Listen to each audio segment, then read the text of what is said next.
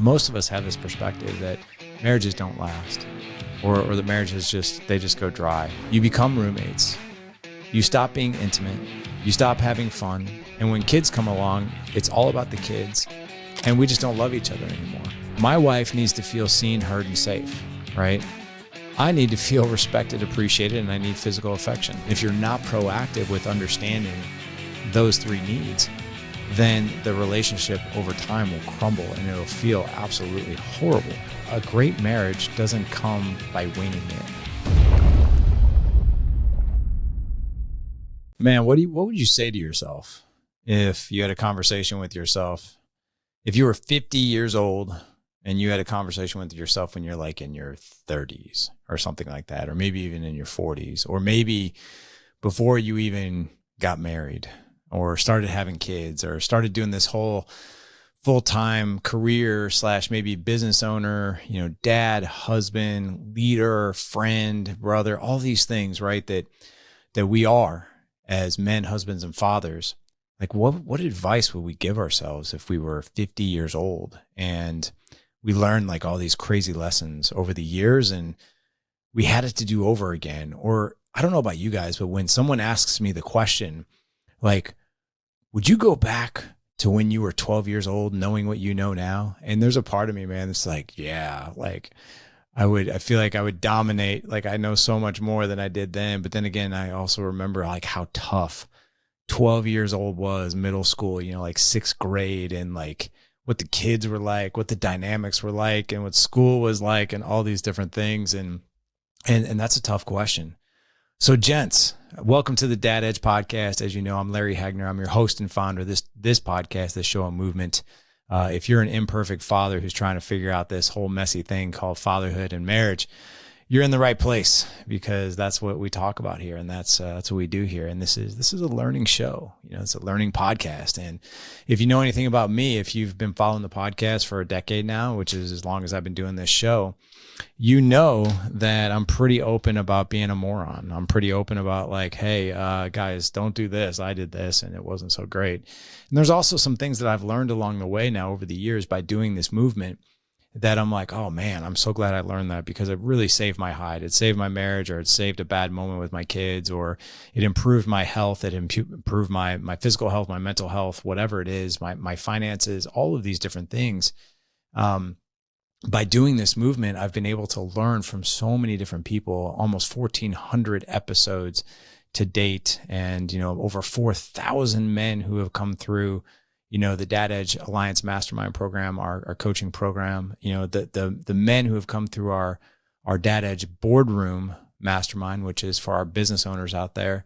I've gotten the opportunity to not only facilitate and teach, but I've also gotten this tremendous opportunity to learn as well. And what we're going to be doing here in the month of July is I'm going to be doing a whole theme here of things that I've learned at the age of 50, because as you guys listen to this show on July 4th, or maybe over the weekend, on this Sunday, yeah, yours truly, I turned the big 5-0. I turned the big 5-0, and I've been a dad now for 20 years. And I can tell you, every single week we'll have a theme around the advice that I would have given myself and the lessons that I learned, unfortunately, really the hard way, and even some of the perspectives that I had totally wrong, and the things that society tells us that marriage is going to be, and fatherhood's going to be, and work's going to be, and wealth and health and all these different things. And my goal for this month of July is to hopefully give you guys some of these things that, man, I wish I would have learned, because I was so lost, like baptism by fire when I became married and when I became a dad. And truth be told, man, I was terrified to get married, and I'll share several reasons why. So first of all, let me explain the themes. So this week, it's all about, we're coming off the cusp of June, and I gave you guys a lot of different advice and a lot of different things that I've learned in marriage, and just things to watch out for, things to do within your marriage. And we had a 4-part series in June all about marriage. Well, in July, this is going to be a 4-part series on the domains of a man and a husband and a father, as it relates to this week is going to be marriage, because we're right on the cusp of ending June and all the marriage talk. So we might as well just continue there. But this is going to be a very different show than what you guys listened to in June. Next week, I'm going to be going over parenting and my perspectives there and what I wish I would have learned early on. The week after that, it's going to be around more wealth and health. That's going to be week 3. And then week 4 is going to be all about perspective in a way of how we view this whole thing called fatherhood and marriage and all these different things. And it's going to be a pretty big show on mental health. Okay. So that's going to be our 4-part series. And really, if I could just zoom out from this, and if you guys were looking at these 4 shows over July in a 30,000 foot view, it's really the advice that I wish I would have learned way early on, or maybe the perspective I had that quite frankly was totally wrong. And I wish I would have rewired that, or it could have been that the fact that I was listening to all my friends in society of what marriage was or what fatherhood was and how negative it was, to be honest with you. Like, it's like almost, we feel like life ends there for some of us, or it's just like when we get married, it's like, okay, well, great. I just signed up for a sexless roommate for the rest of my life. Awesome. Let's go.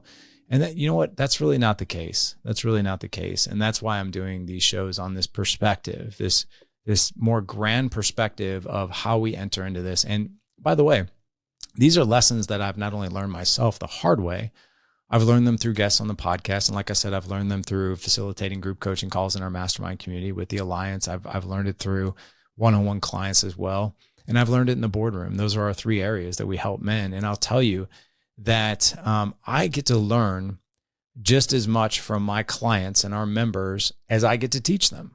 It's really cool. Like, every person that I have a touch point with has a lot of similarity and a lot of different things that are very, very unique. So let's start with marriage, because that's what we're going to start with first today. So let me tell you a story. When I first got married, so first of all, I was engaged. I dated my wife for 7 years. 7 years. I always think about like, well, there's a lot of people that go to school for 7 years. They're called doctors, from Tommy Boy. But I dated my wife for 7 years, and all of her, and this was in my 20s. I met her in college in 1996, and we dated and we got married in 2003. So 7 years. Yeah. And all my wife's friends were getting married. And as she watched a lot of her friends get married, she was pretty much the last one to get married, because yours truly was really slow to roll on that one. She started to feel these feelings of like, are you and I going to be together? Are we going to be married? Or are you going to propose? Are you going to commit? And all these questions came up, and a lot of my friends were getting married too. And give you some background on this. Like, so I obviously you guys probably know a little bit about me, but for those of you who don't and are new to the show, my mom was married 3 times, and she had several relationships in between. And every relationship ended pretty poorly, pretty horrifically, as most relationships do. But I never really saw or grew up watching relationships in a functional way. I actually saw them in a very dysfunctional way, where there was a lot of resentment built up. There was a lot of arguing, a lot of fighting, and people broke up. And I'll tell you, I'm not saying that because, that was abnormal. In fact, quite frankly, unfortunately, that kind of is the norm. 50% of marriages end in divorce, but the other scary thing is that only 12% of people who still are married can actually identify their relationship as working and they're happy. So it's like 1 out of 10 people. So like what I actually saw, if you really globally look at it, it's kind of the norm. So maybe I'm speaking to you as well, meaning you had a childhood of like, man, I didn't really see functional relationships. I saw disasters, right? I saw disasters. So like our blueprint is like, okay, marriage is filled with arguing. It's filled with like this tense feeling between mom and dad where they really kind of don't like each other anymore. It's filled with like parenting arguments where they're fighting over how to parent me. It's filled with like disconnection, and there's just like this rumble of uncertainty, and it just doesn't really feel good growing up in a house like that. And many of us will perpetuate that pattern and just think, well, that's what marriage is. Like, isn't that what marriage is supposed to be? Like, you can't possibly be married or know the same person for, 20 years and still be head over heels in love with them. That's not possible, right? Wrong. Absolutely wrong. So that is one perspective that I had, that marriage has an end. Marriages don't last. you become roommates, you stop being intimate, you stop having fun. And when kids come along, it's all about the kids. And we just don't love each other anymore. And we just sort of coexist and co-parent. And then after the kids are gone, we make arrangements to either split up, stay together or whatever, or fix ourselves or something. But it doesn't really feel functional to most people. It doesn't even feel possible that we can actually create an extraordinary marriage of our dreams. And I'm here to tell you that I had that perspective as well, which is why I waited for so long.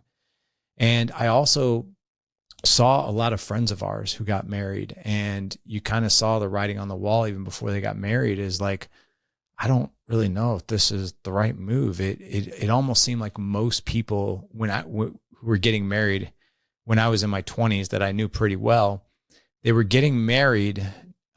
Yes, because they had feelings for each other and they loved each other, but they just thought like, well, this is just the next thing we do, right? This makes sense. It's like just sort of the next thing we do.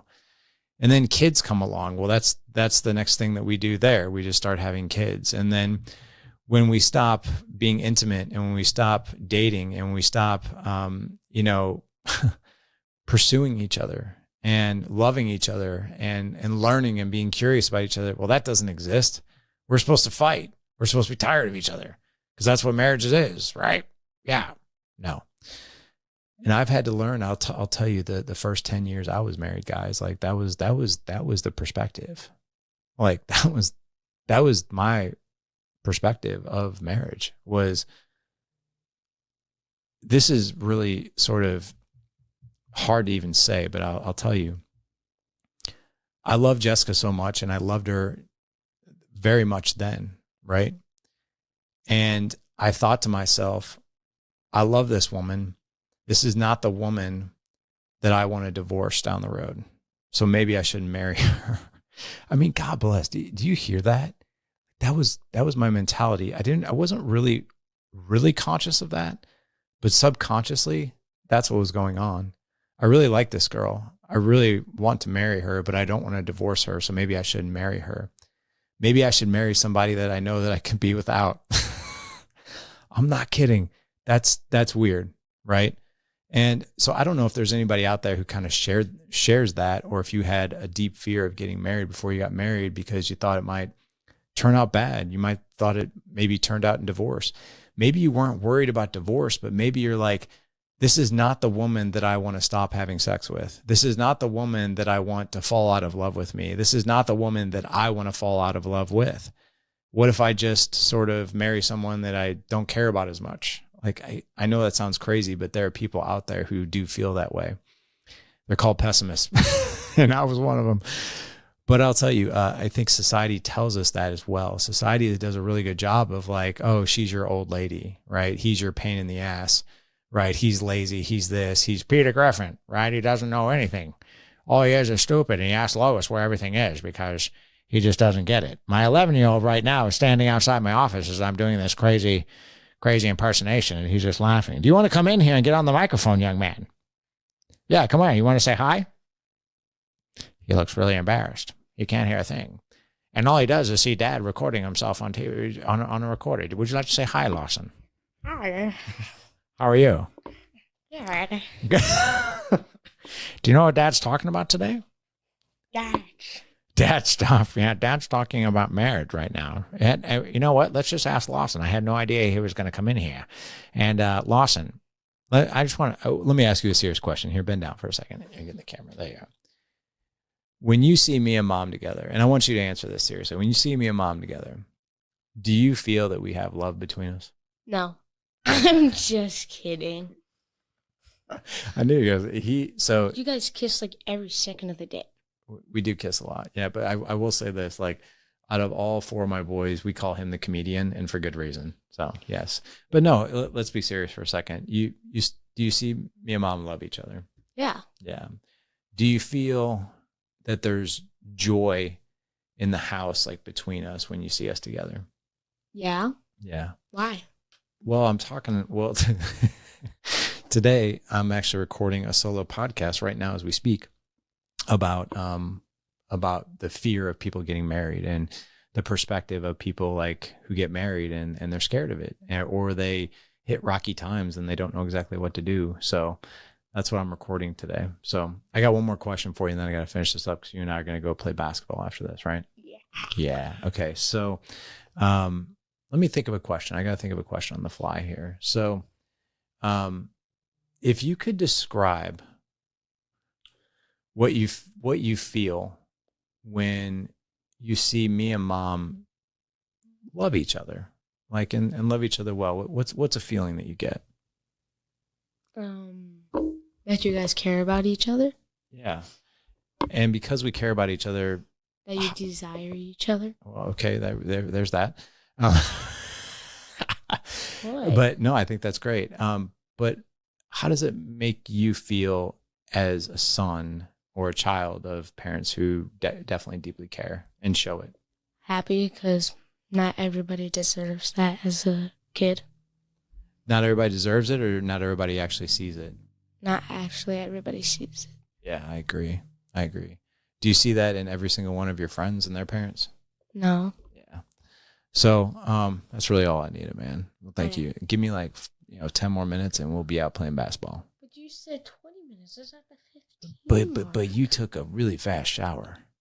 No, I didn't. It was pretty fast. It felt right. like 30 minutes. It wasn't that long. Okay. Give me 10 minutes. I promise I'll be done.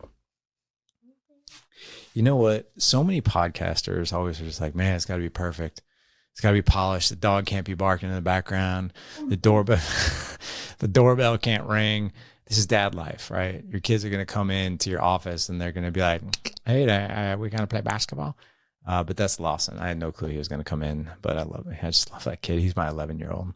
So I think that really ties up one point there in a bow, that when we actively love each other as parents, like what these kids really feel, right? And he's told me before that, man, like the feeling I get in our home is different than it is in other homes. So, and he'll describe that in a way of like, I feel warm, I feel cozy, and I think what he's really saying is this makes me feel pretty safe, right? And for those of us who grew up in a house that didn't have that, I think we all kind of knew is like, what's going to happen here? So anyway, back to what I was saying. Most of us have this perspective that marriages don't last, or that marriages they just go dry, right? Or, the emails that I get, and it breaks my heart, guys. It really breaks my heart, but I get emails all the time where men will email me and say, hey, my wife just told me she's done, and I just can't, I don't know what to do. And what I'll tell you is that when a woman says that out loud of like, I think we should separate, or I think we should get divorced, or I think we should do something, right, to make a move in the marriage, statistics have shown that she's been thinking that for a minimum of 2 years, which is kind of scary. I've never seen that study. I can't cite it. I've heard therapists say it. I've heard other people say it. It could be theory. I've asked a lot of people. I've asked a lot of couples. They've given me the nod that, yeah, that is true.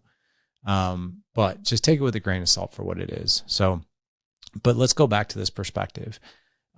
If you have that perspective that your marriage is basically the well is running dry and the disconnection is real and you don't feel intimate with your wife anymore and you just don't know what to do and you feel like you're getting resentful, like you're like, and this is what I hear from clients all the time. It's like, dude, I don't know what I'm doing wrong. Like I am working my ass off.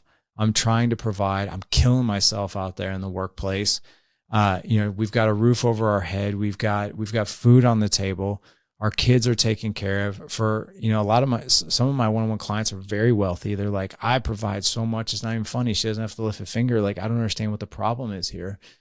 And women are like, they're just like, what they're doing is the way men describe it, the way we describe it is she's feisty with me. She nags me. It's like she throws daggers at me. She like pokes the bear, right? She pokes the bear. And what's really happening in marriage is, if we really understand from a foundational level, is men have 3 different needs and so do women. And this is advice I wish I would have known. Oh my God, it would have been a game changer. Is my wife needs to feel seen, heard, and safe, right? I need to feel respected, appreciated, and I need physical affection. That's not to say women don't need physical affection. They need that too. But these are 3 very different needs from a relationship standpoint. And what the other person tries to do is they try to fulfill the other person's needs with their own needs. So we respect our wives. We want to appreciate and compliment the heck out of them. And then we want to love all over them with physical affection, right? Our wives do a really good job of conversating with us usually, especially early on in the relationship, because they have a deep need to feel seen and heard, right? And the safety aspect that they provide is like this sort of, they want to provide an emotional safe environment inside the home. Think of it like this. If you think of your home as a castle, right? Your job as you see it is like, I am out creating the moat around the castle. I am building the impenetrable walls, of all the what ifs that come in, from the slings and arrows and everything else that comes in. I'm protecting this family. I'm leading this family. I'm providing for this family. That's what we do. And all we really want at the end of the day is a little bit of respect, a little bit of appreciation, and a little bit of something, right? That is what we want. That is what we want. We want to feel, every now and again, we want to know, am I doing a good job? Do you appreciate how hard I work? And I want physical affection. That's what makes a man feel loved. We're very simple creatures, right? The woman, on the other hand, not to say that wives don't work, but what the woman wants to provide is everything within that castle. So the warmth, the conversations, the emotional connection between the kids and the husband and the wife and all this stuff. And like, she has this more or less dream of like, I just want everyone to be really connected. I want everyone to feel patient. I want to have a conversation with my husband and he deeply listens to everything that I say. He sees the things that I do too. He appreciates those. And I feel very safe to know that my husband's behavior and his patience and his temperament and our finances and how he is with our kids and how he is with me, and he's pursuing me, and he's not lazy, and he's not stagnant. He's not, he doesn't have apathy. It's a safe man. It's a man who's leading. And I just love that. Right. And here's the thing. When she's not getting that, she starts nagging, as we call it. Right. She starts poking and prodding. She might throw in digs, right? Like, hey, like, are you going to like, you guys know what I'm talking about. I don't have to describe it. It's these things that she says. And what happens to us then, because she's not getting her needs met, is we don't get our needs met, because in fact, it's actually against our needs, because when we feel that nag like that, it's like, I don't feel respected. I don't feel appreciated. And what's happening on both sides is there's this resentment building in that castle. This is the thing that causes so much ruckus and so many problems, right? She's not getting her needs fulfilled. You're not getting your needs fulfilled. Both of you are resentful. Both of you are arguing. There's tension in the air, and the kids can feel it and everybody can feel it. And it's because we're not fulfilling those needs. Now, I'm not here to say that, well, you did it first and then she did it to you, or she did it to you first and you did it back. It's something that really sneaky that happens in relationships over time. It's almost like this slow burn, this slow churn. And if you're not proactive with understanding those three needs, then the relationship over time will crumble and it'll feel absolutely horrible. And you're just like, how did we even get here? I don't even know. Like, we were so in love. Holy crap. Like, what happened? Like, why are we so tense around each other? Why are we fighting over the dumbest things? It's because those three needs are not being fulfilled. But here's the interesting thing. Both parties actually have to come together, and they have to work together to fulfill those needs, right? They have to communicate very openly. This is what I need, right, from you. And a lot of people, or this is what I want. Usually what happens in marriages, and I think you guys will swallow the red pill right now. Think of an argument that you had recently. Think of any argument that you had. And if you got it in your mind, great. Now I want you to think, when you went to go argue or fight or whatever you want to call it, did you ever state very, very clearly what you really need or want? The answer to that is usually no. We're actually doing the opposite. We're actually sharing with the other person what we don't want. Like, I don't like when you do this. I don't like when you do that. I don't like when you do this. Why are you doing that? Like, we're always pinpointing the things that we don't want to see versus telling the other person what we truly want. That's like going to Starbucks and telling the barista, when she's like, hey, may I take your order? And you're like, yeah, for the love of God, make sure that you don't give me an almond milk vanilla latte. I got that here last time. I don't want that. She'd probably look at you like you have three heads and be like, okay, well, what do you want? And you'd be like, well, I don't want a black coffee either. You gave me that a couple times ago too. I didn't like that. And then she's defensive because of your tone, and you're telling her what you don't want. And that's what happens in arguments. When we tell someone we don't want, they get defensive. The tonality in the argument changes. And then suddenly we're fighting, right? I wish someone would have told me that. So when we learn skills, like we learned a great skill from a group of coaches called Clear Leadership. And by the way, if you want to go check them out, go to clearleadership.com. I always want to give credit where credit's due when someone teaches us a wonderful skill. And that's the cube. The cube is a conflict resolution tool and a skill that we share within our group as well. And it's observations, thoughts, feelings, and wants. And when you go about conflict resolution like that, or a skill within marriage, then you can actually get to conflict resolution much faster, and you can get right back to harmony. So, a great marriage doesn't come by winging it. And you guys have heard me say this a lot. It actually comes with learning skills to actually make it great, right? That's the biggest gap is like, and the other thing that I wish I would have known too, speaking of the gap, is that I remember when I got really, really excited and I started learning and started doing personal development, especially in marriage, and I would listen to podcasts and I would read books and I would fill my brain with like, oh, all these great ideas. Awesome. And then I'd kind of tinker with them, kind of try them, sort of like work with them a little bit, use them maybe once or twice, it fell flat, and then I never do it again and go right back to old habits. What I didn't realize, and maybe this will make sense to a lot of you guys, because it certainly made sense to me after like banging my head up against the wall for over a decade, is that there's a very big difference between content in books we read, podcasts we listen to, YouTube videos, whatever it is, and implementation. Like we can fill our brains with content. Andy Frisella over at Real AF and First Form calls that content zombie. Content zombie, he coined that term, I think. I don't know for sure, but content zombie is someone who takes in tons of personal development content or tons of really good content or whatever it is, but then they have no clue how to put it into practice, or they try it a couple times, it falls flat because they don't really know exactly how to do it. And then they just give up and go right back to old habits. And what really happens, unfortunately, and I wish I would have knew this one too, which is when you try to implement something new and you're not consistent, you go right back to old habits, that ruins the credibility with the other person. So when you ask your wife, like, hey, I'd really like to see this, or she starts changing and does this, or this, and she does it only a few times, and you're like, oh, this is awesome, this is great. And then she never does it again and goes right back to old habits. You're like, God bless. Like, what happened? That was awesome. Where did that go? Well, guess what? She's also thinking the same thing about us too. Like when we try something new and she's like, oh, it's kind of different and weird and might look at you like you have two heads, but man, I really sort of like this, right? So, and then we stop doing it. We go back to old habits. And what the feedback we usually get is you always start, but you never finish, or you always do this for like a little while and then you go right back to where you were. Like, and that's so frustrating for the other person. I don't care if you're the husband or the wife in the relationship. It's really frustrating. So I wish someone would have taught me that there's this huge gap between knowledge and implementation. And then the final thing is this, and again, this is going to sound really self-serving. And it is to some degree, but I share this stuff because I believe in it so much, because we've been doing it for almost a decade.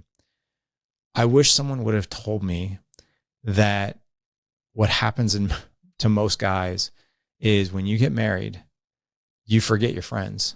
You just sort of kick them to the curb, or you hang out with the wrong people, or you just isolate and you're at work or at home, and that's it. That's your life. And you don't have really deep relationships with anybody anymore. You have like these surface level, rusty relationships that don't really serve us anymore. Like the really surface level ones where we don't have deep conversations. We don't have like that corner man in our life. We don't have that ride or die man in our life. We don't have people who are ahead of us in life. One of our coaches in the boardroom, former Olympic athlete, Jake Herbert, American legend. I'm kind of bragging on him because he's one of our coaches in the boardroom, but he's just an amazing individual. Spent 30 years of his life, high level wrestling, 9-time national champion, silver medalist. He's been in movies with Channing Tatum and Steve Carell and Foxcatcher. He's been in commercials. Like, the guy is kind of a celebrity. He'll never tell you that, but he's as humble as the day is long. But he was always taught growing up in wrestling from his coaches, Jake, you need to have someone ahead of you in wrestling, someone who knows more than you, someone who's mentoring you, someone who can tell you what your blind spots are, what you're doing wrong, and what to do to fix it. That's one person. Then you need someone to wrestle with. You need someone to spar who's just as good as you, if not maybe even a little better, but someone to spar with on your level to implement exactly what that person ahead of you is telling you to do. So that way you have knowledge, right, from that person ahead of you.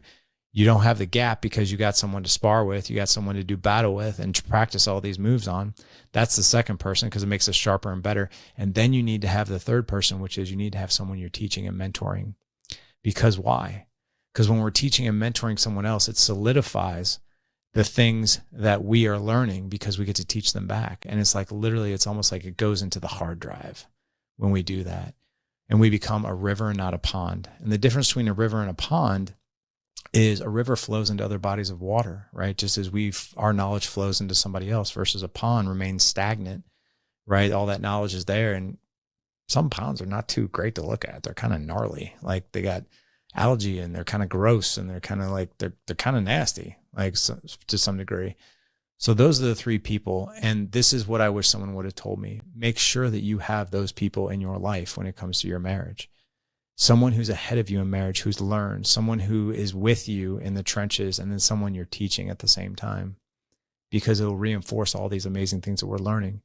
Guys, this is what we do in the Alliance. For all my 9-to-5ers out there, all my career guys out there, I joined my first mastermind in 2015, 10 years ago. It was literally like I thought I was buying snake oil. I'm not going to lie. There was doubts. I was like, what am I signing up for here? This is ridiculous. Like, this is dumb. Like, I'm an idiot. Like, I literally thought I got conned. When I was like, I just joined a group coaching program. Like, this is ridiculous. And then I entered into it. And then I was like, oh my gosh, the guys I was surrounded by were so humble, so amazing. I learned so much. It was like every answer to every question that I had as it related to my life and my wife and my kids and my mindset, my mental health, my wealth, my health, everything was actually in that circle. And I could not believe it. I thought to myself, I'll stay here a month and then I'm out. I stayed there a year and I loved it. It was the best move I ever made. So if you're doubting anything like this, I get it. I totally get it. It's scary. You're like, what am I doing here? Right. But in the Alliance, that's what we do. That's for our 9-to-5ers. We help men with exactly everything I just shared with you. We teach them, we teach skills, but we also learn from each other. It's a wonderful tribe. For all my guys in the boardroom, the business boardroom, these are for our guys who run businesses. Full-time. They're not side hustles. These are full-time business owners. The reason we did this other program and we started it 7 years ago is because we found that there was a deep need for men who run businesses, because the mental and emotional toll that it takes to run a business is a grind. I'm not saying that a career is not a grind. It can be just as bad, but for a guy, a lot of these guys, man, they're paying other people's mortgages. Like, that's what they're responsible for. You know, they're responsible for insurance. They're responsible for employees, for team culture, for vision, for all of these things. And business owners, man, they fry. They get burnt out. Trust me when I say there are times I fry and get burnt out. But what we help men in the business boardroom do is they can continue to grow and scale that business without burning themselves out and without leaving their wife and family in the dust. They're out there killing it, slaying dragons, trying to, that type A driven personality all day long that got them so much success in business, gets us so much success in business. That's not the same thing that we can bring inside the castle, right? So think of it this way, my business owners out there, you're out there slaying those dragons, protecting the castle, right? You're building this beautiful castle. It's all safe. That same warrior that is out there slaying those dragons can't be the exact same warrior and that same tenacity and type A driven conqueror, that type of mentality inside the castle, because the kids and your wife don't really necessarily gravitate to that. They gravitate towards a piece of it, but that can't be all who we are. And there's a lot of business owners out there that feel that grind, that know that their marriage is not where they want it to be, that their connection with their kids isn't where they want it to be. And that's what we do in the boardroom. So as I wrap up here, guys, today, this has been a good one in the making, because like, as I'm turning 50 this year, I'm really reflecting upon a lot of things that quite frankly, I wish I would have known. I wish I would have done different. And quite frankly, I wish I would have known better, but I didn't. I just didn't. So here's what I'm going to do. If the alliance is for you, for all my 9-to-5ers, I'll have a link in the show notes for you. For all my boardroom guys, there will be a link in there too if you're a business owner. If you're like, hey man, I'm just not ready for this yet, but you want something to spark in your marriage just a little bit, even if it's conversation, I'm going to have a free resource in there too for you called 25 Intimate Conversation Starters. Many of you guys know about this free resource. Maybe you've downloaded it. Maybe it's time to revisit it. But it will give you a quick training on the psychology of asking your wife really good questions to elicit connection, intimacy, and better communication. And I give you a list of 25 questions to go use, and they're great. I mean, we've gotten great feedback on it. It's totally free. If you guys head on over to thedadedge.com/Friday 215 for this show, again, thedadedge.com/Friday 215 for this show, I'll have all that in there for you. If I spoke to you today and you're in that, that perception, that perspective of like, man, this is really hard, like this marriage thing, and I don't know if I really understand it. Well, guess what? You're in really good company, man. You really, really are. This is not for the faint of heart. It's not. And if you're out there struggling, I see it. I get it. That's why we do what we do. And that's why I do what I do. So from my heart to yours, I hope this landed well for you. And that's all I wish for you. All right. So gentlemen, go out. As always, live legendary. Take care.